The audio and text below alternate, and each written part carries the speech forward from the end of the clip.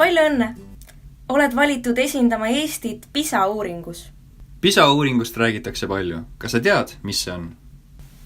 PISA on suurim rahvusvaheline haridusuuring, mis toimub iga 3 aasta tagant.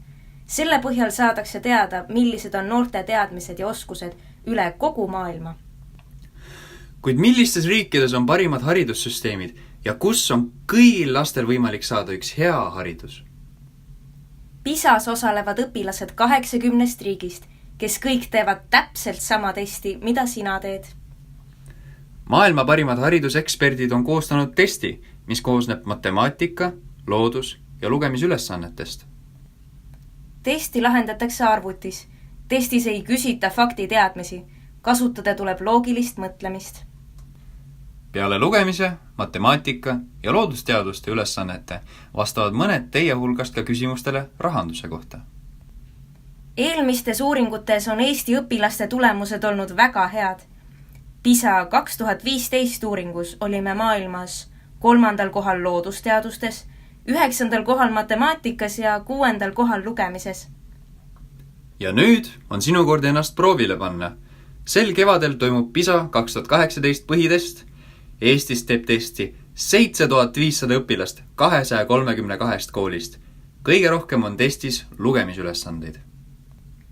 Lisaks vastavad kõik õpilased õpilasküsimustikule.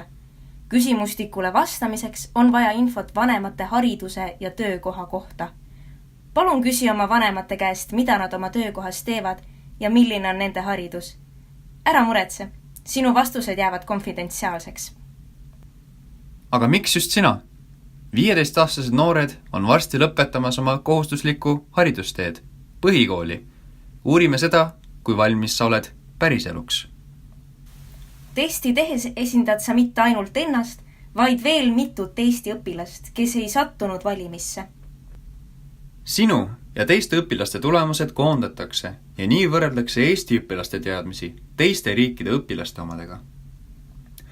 Kõik 80 riiki järjestatakse testi tulemuste põhjal. Nii saame teada, kui head me oleme võrreldes teistega. Testi ülesanded on seotud eluga. Näiteks pitsa restoranis saad valida juustupitsa ja 2 lisandit. Näiteks oliivid ja seened või sink ja salami. Mitu erinevat võimalust on sul lisandite kombineerimiseks?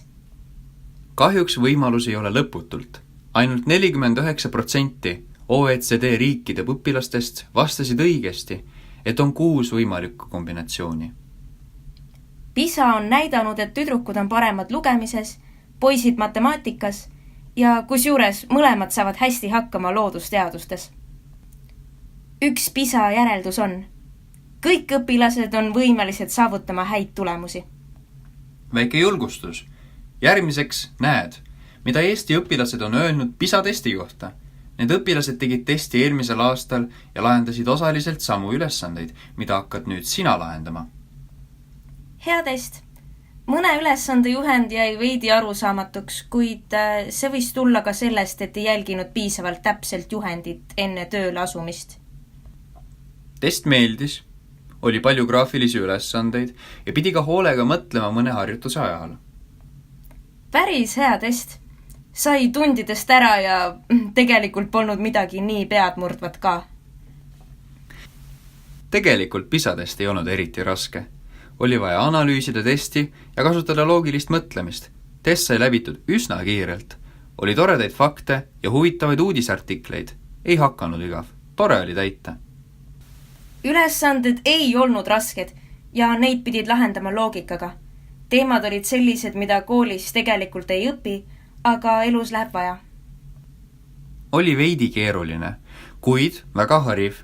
Sain uusi teadmisi, kuid selliseid uuringuid võiks toimuda ka koolis tundidena. Tegelikult oli kerge test, aga ei viitsinud pingutada. Testi koostajad on olnud tublid. Test oli normaalne, see oli piisavalt raske ning pani mõtlema. Soovime sulle edu testi sooritamisel. Siin on vaatamiseks näidisülesanded. Ja kui soovid vaadata, kuidas Eesti lastel läks PISA 2015 testis, siis mine sellele leheküljele.